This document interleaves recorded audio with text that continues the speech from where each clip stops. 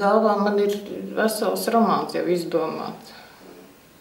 Un pagājušajā naktī sapnī es redzēju, ka es sapnī uzrakstīju dzejoli. Manuprāt, diezgan labi. Bet no rīta, kad es pamodos, es viņu vairs nespēju atjaunot. Nu, īstenībā tā man arī bieži agrāk gadījās. Kā aizmiegot, laižoties miegā vai sapnī, tik labi rakstās dzejoļi un tādi. Un sapnī tu jūti, ka viņš ir labs. No rīta tu pamosties, un viņš ir diemžēl pazudis. Es tikai atceros, ka tāds bija un aptuveni. Nu, kā mums bērnībā lika atstāstījums, tu tekstam atstāstīt, bet tas jau vairs nav dzejolis. Mēs esam Limbažos. Limbaži tev pašai ir īpaša vieta. Nu, Limbažos mūsu ģimene pārcēlās 70. gadā, 1970. Un man bija 10 gadi, un es Limbažos turpināju. Sāku iet skolā, es pie Jelgavas, Limbažos es turpināju, te es pabeidzu vidusskolu, pēc tam aizbraucu uz Rīgu mācīties. Sākumā es biju izvēlējusies medicīnu, man bija pilna galva ar dažādām romantiskām uzstādnēm. Pēc tam es vajadzēja 3 gadus, lai saprastu, ka tā ir kļūdaina izvēle. Man acīm redzot, visa dzīve ir bijusi pilna ar pārbaudījumiem un skolām. Tāds pārbaudījums bija arī mani klaidu gadi jaunībā, kad es klejoju apkārt, braukāju ar lopu vagoniem. Es visu laiku mācījos no pieredzējušiem citiem pavadoņiem.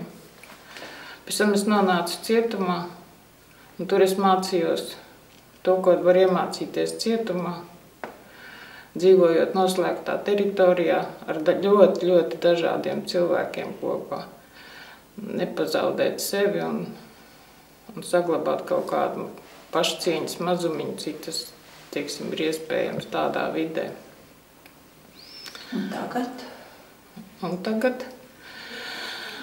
Un tagad arī ir tā, ka ir jāsaglabā pašam sevi, jo vide joprojām atkal ir noslēgta.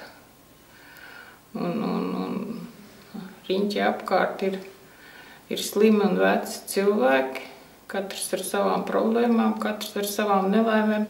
Pilnā vārdā saucās Veco ļaužu mītne cerība, bet patiesībā tas ir pansionāts. Un tur es atrodos pēc pārciestā insulta. Nu, un kopš tā laika es dzīvoju un mācos visu savā dzīvē no jauna.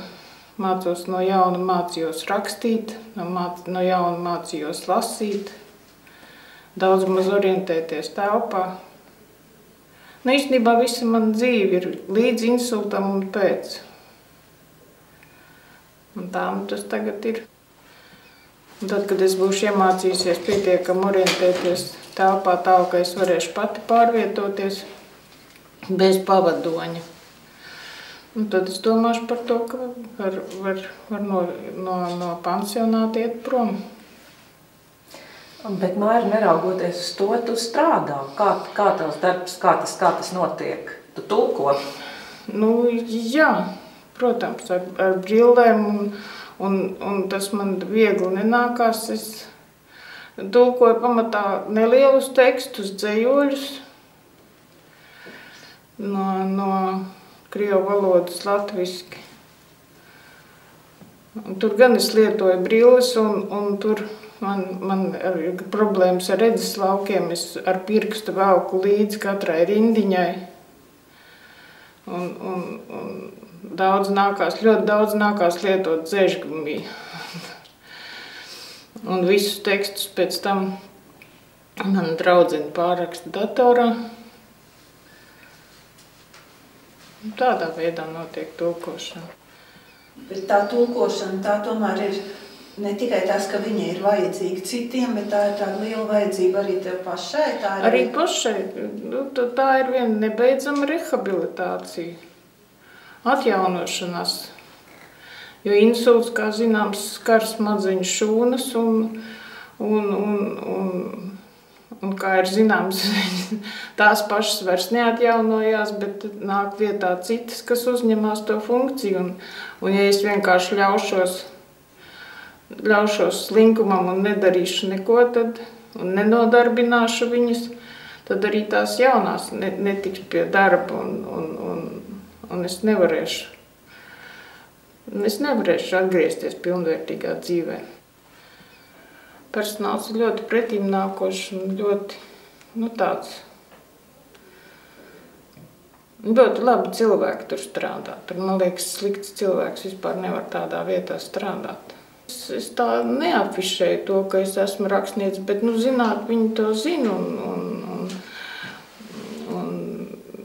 viena daļa ir lasījušas manas grāmatas un ir arī no personāla, tad, kad mēs tulkojām Jeļenu Eltangu ar Aldas palīdzību, es braucu pie Aldas, kad viņai bija brīvs laiks, un mēs lasījām tekstu, un es mutiski tulkoju, un Alda pierakstīja. Un tādā veidā mēs iztulkojām veselu grāmatu. Un tad bieži vien es to grāmatu lasīju uz priekšu pati krievu valodā, un tad es gāju pie ja es kādu vārdu nezināju, es gāju jautāt un gāju prasīt padomu, un vienmēr es katrā ziņā tā attieksme bija ļoti atsaucīga un saprotoša un pretimnākoša.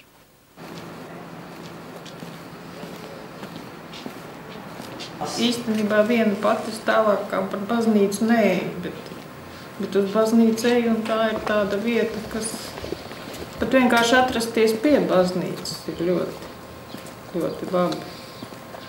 Tad es kādreiz ieeju ciemos pie Anniņas kundzes, kuru mēs iepazināmies. Ja viņa ir ārkārtīgi jauka un liela stāstniece. Īstenībā tā viena pati es šobrīd nekur vairāk arī neeju. Kas ir tas, ko tu, teiksim, pat labāk, tomēr arī savā ziņā brīnumainā kārtā atgriezusies dzīvē? Kas ir tās vienkāršās lietas, ko tu varbūt vēlies? Atgriezties dzīvē līdz galam pilnībā, teiksim. Atgriezties mājās, normālā dzīvē, uzrakstīt grāmatu, vēl kaut ko iztulkot.